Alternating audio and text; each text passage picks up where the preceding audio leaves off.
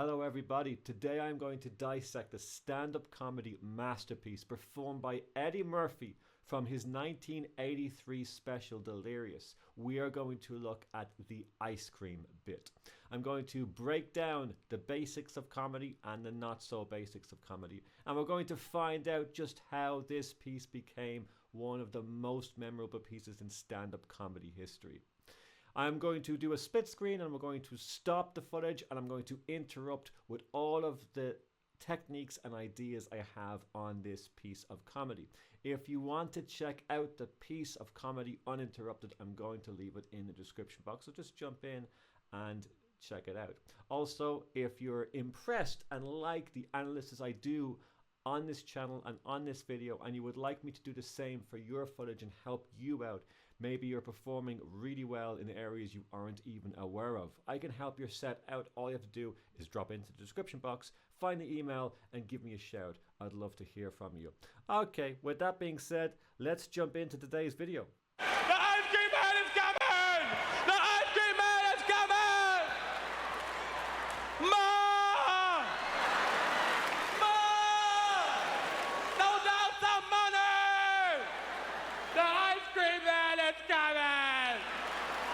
Absolutely amazing straight out the gate. He is putting himself 100% in the character that he needs to create in order for this joke to work. He needs to get across the desperation and the excitement and the absolute necessity that he receives some money to go and get some ice cream from the van. He's setting it up and he's reminding people of their own desperation when such a thing was to happen in their own childhood. And he's doing so with yelling and the expression on his face. He's in an arena and everybody still understands that he has that expression on his face even without the help of the screens, because he's putting everything into it. The perception, and he's leaning into it with jokes, and he's doing it with pacing. He's doing it with the same pacing a child was doing it, and his body language, the energy he has, running up to the house, turning around and having that expression on the face of pure desperation, setting up the premise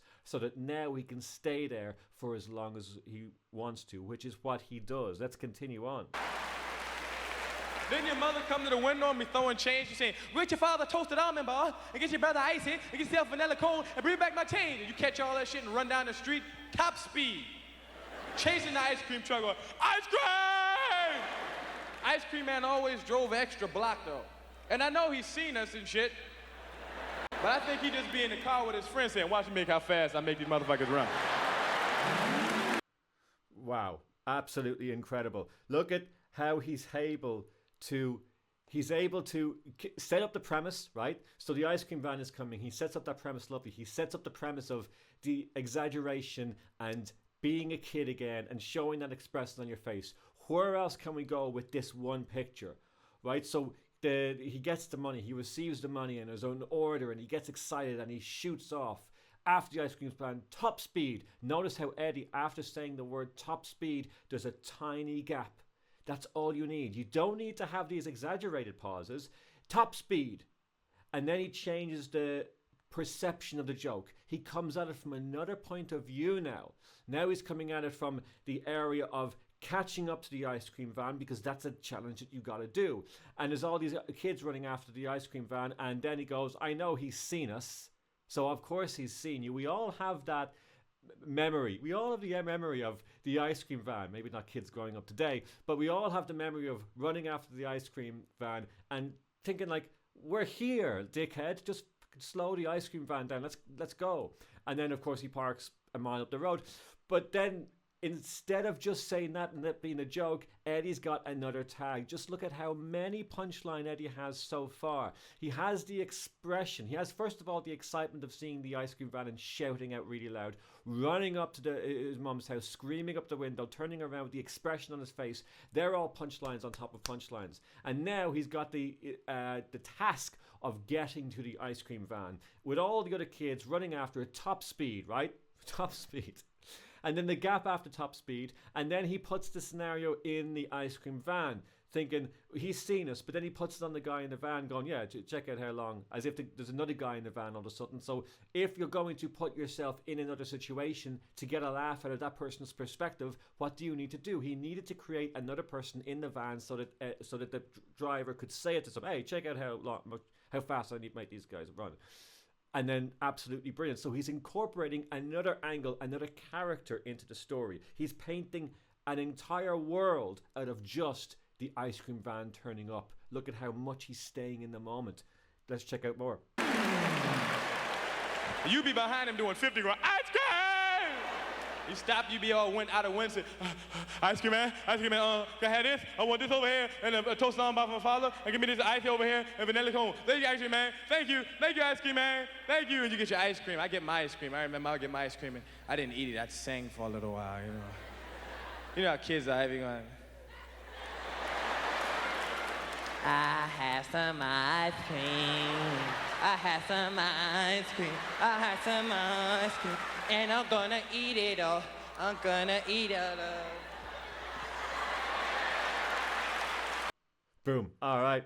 I need to jump in here just to say there's so much going on here. He's repeated, when he said the phrase, you'd be going after the ice cream van, top speed, right? What is an exaggeration on that? You could say you'd be going 50 miles an hour after that ice cream. That's an exaggeration. That's a tag after that punchline. Had he just said it after that, but no.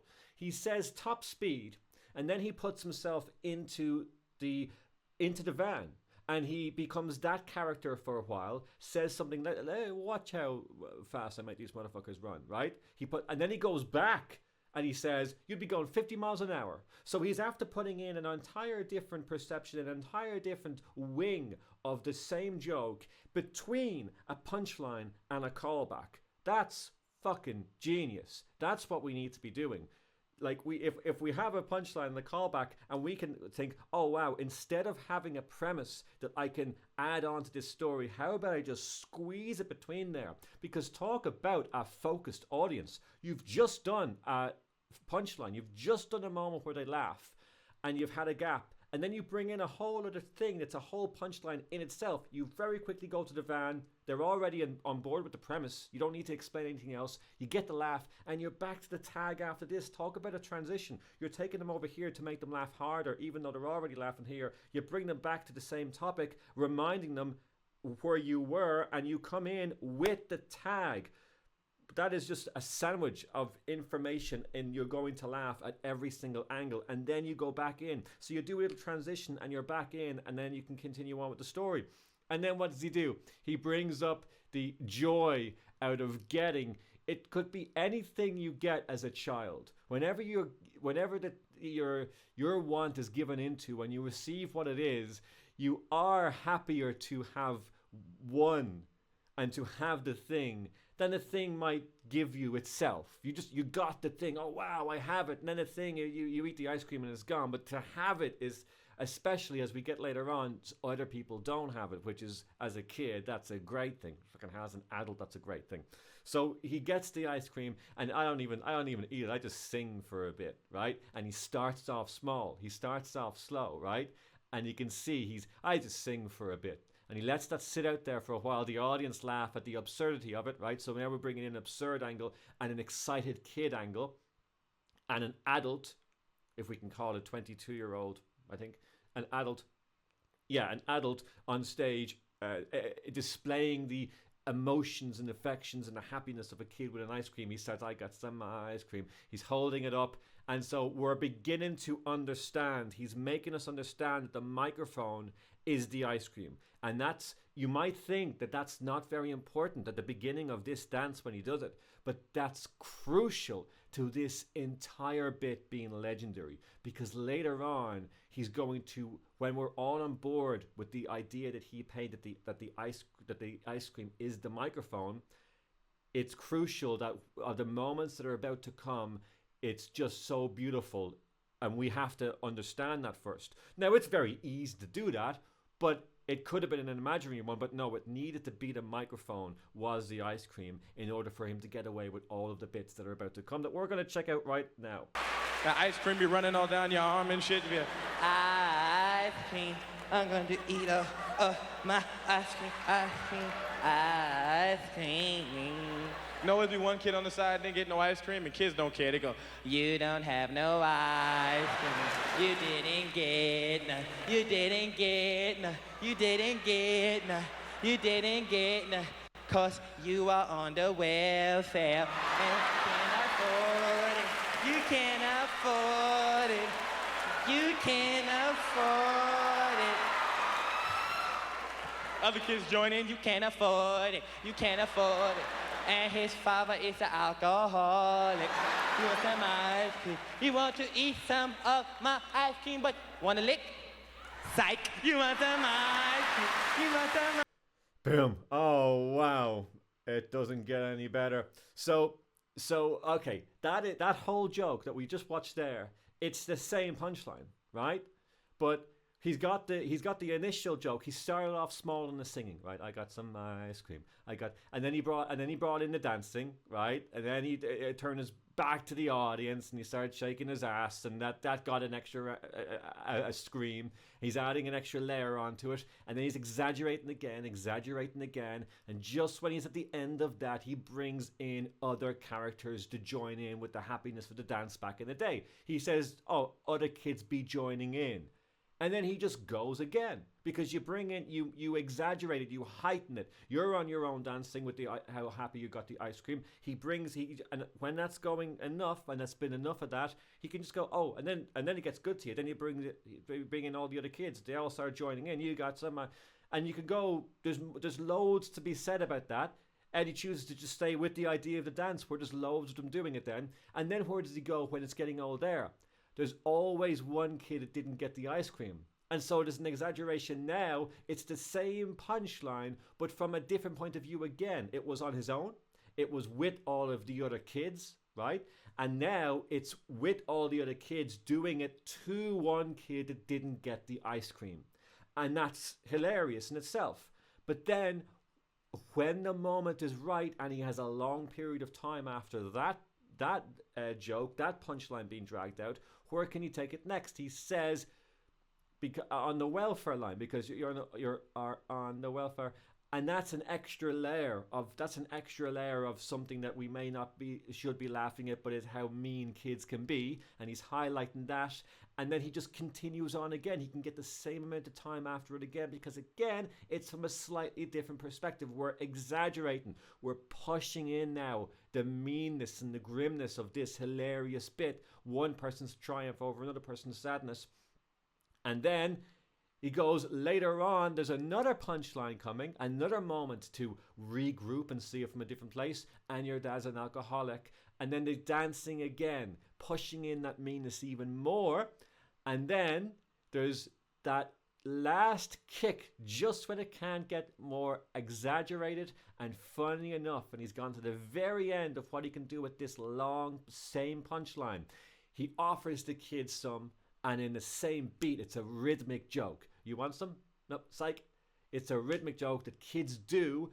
And then he continues on with the dancing again, and the audience have no choice but to absolutely lose their shit laughing, because you've made us laugh off the same joke, the same dance, the same laugh, the same song that you have, and you've done so by just slightly changing the perception of where you're coming from at this angle every single time. And that is comedy done to perfection.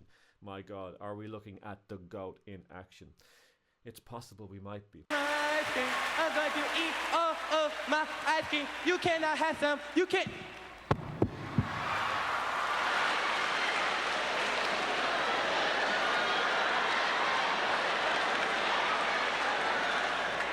You dropped your ice cream.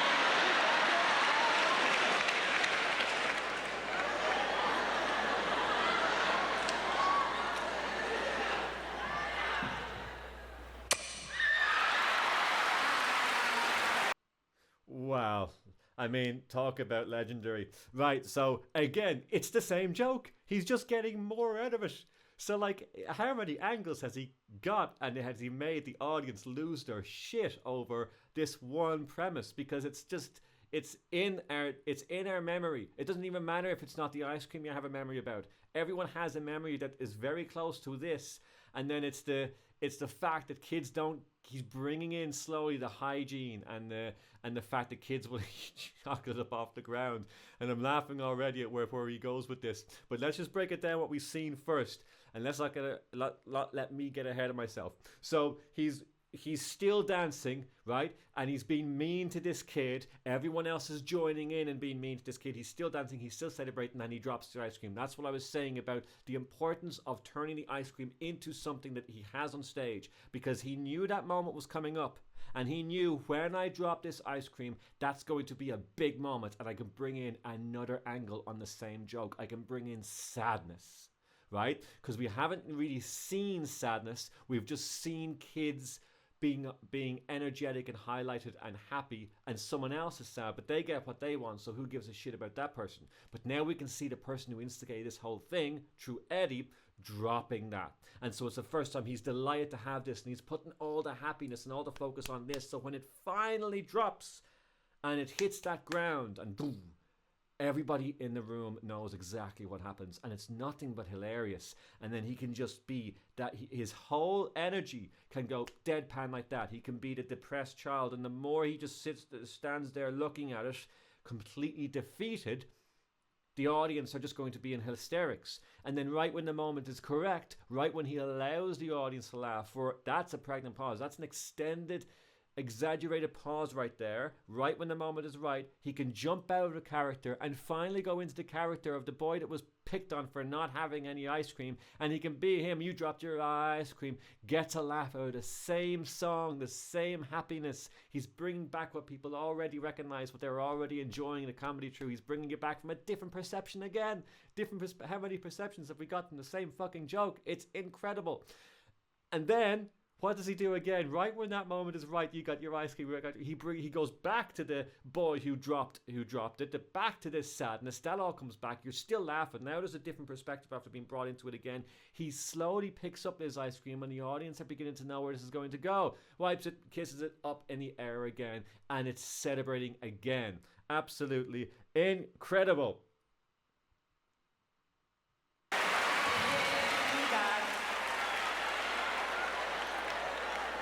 Eat it. I could drop my ice cream in a pile of shit and eat it. I mean, it's just sprinkles, like sprinkles. Don't let your mother catch you doing that nasty shit, though. My mother caught me doing that. She'd make you put it down one sentence. Put that back on the floor. And you drop that shit quick. Say, I wasn't gonna eat it. My mother caught me doing that. Anybody got them mothers that would hit you with a shoe? I had a mother that would throw a shoe at you at the drop of a dime and fuck you up wherever she was aiming.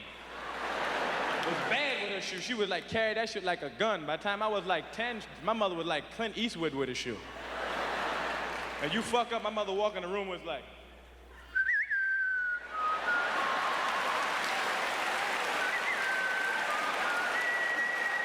Wow. Okay, so what's after happening? This is one of the greatest, in my opinion, it's one of the greatest transitions I've ever seen. You don't even notice it. And later on, he rewards you for, like, I'm always on this channel. When I do the critique videos for people, I always point out their obvious transitions and the theory of rewarding an audience for going with you to a different area. Because what the audience have told Eddie in this situation is, we absolutely love everything you have to say about this ice cream bit. We are so happy here, because if an audience is laughing at you, and if they're cheering, and if they're really enjoying it, that's them telling you to stay here. We're fine. An audience is never going to want to leave where you made them very comfortable, right?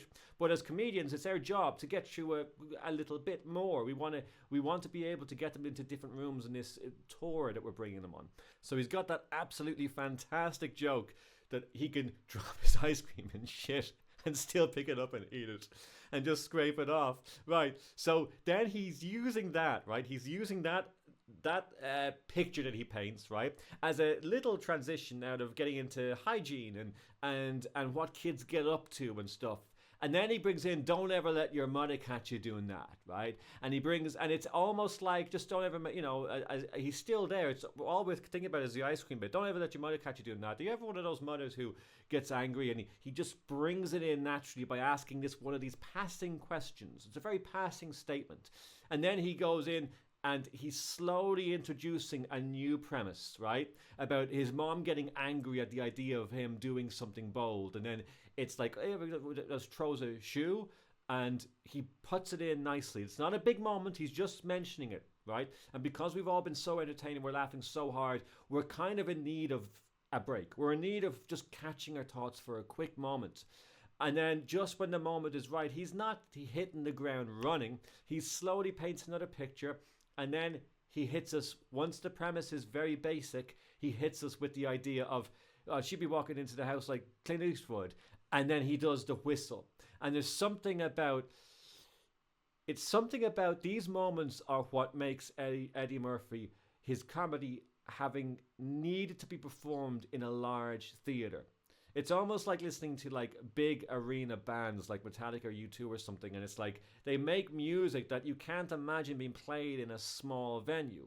Outside of their success, you just can't imagine it being done in a small venue.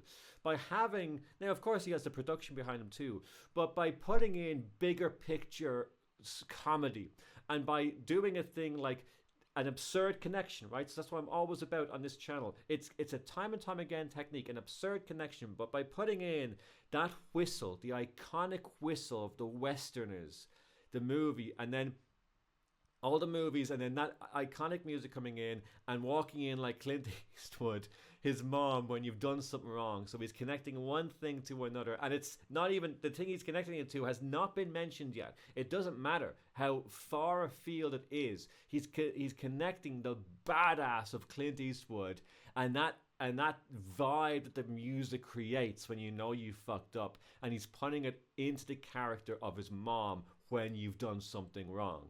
It's absolutely done to perfection, and he's slowing down now. The vibe, the pacing, and even the body language is all slowed down. We're still getting laughs. We set the premise up nicely. We slow everything down, and we get more laughs, so that we continue to make them laugh, but we can give them all a moment of just breathing for a change, because up until now, it's been all go. Why'd you eat the ice cream off the floor? I didn't know I was going to...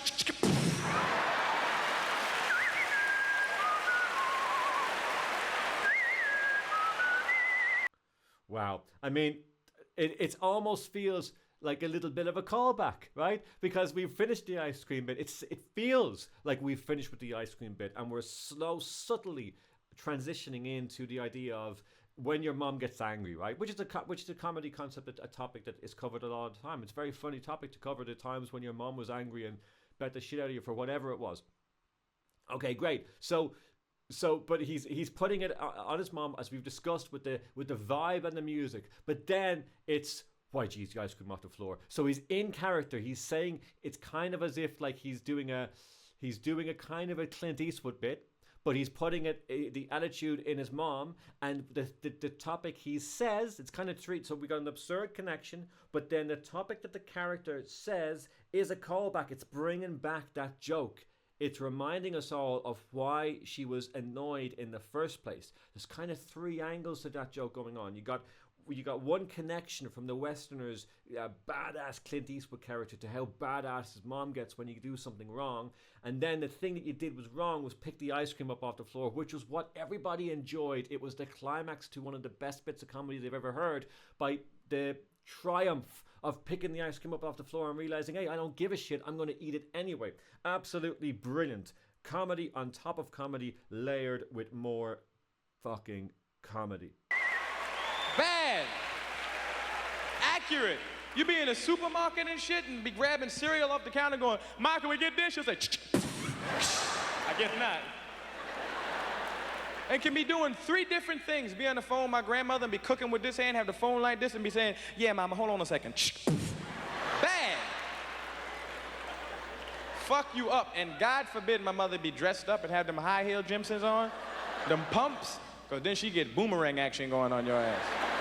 And fuck you up in the room, you won't even know what the fuck happened. They can hear you when they're getting ready to walk out the door, hear you on the bunk beds fucking around. They got that mother hearing, they hear that shit. They say, wait a minute, baby.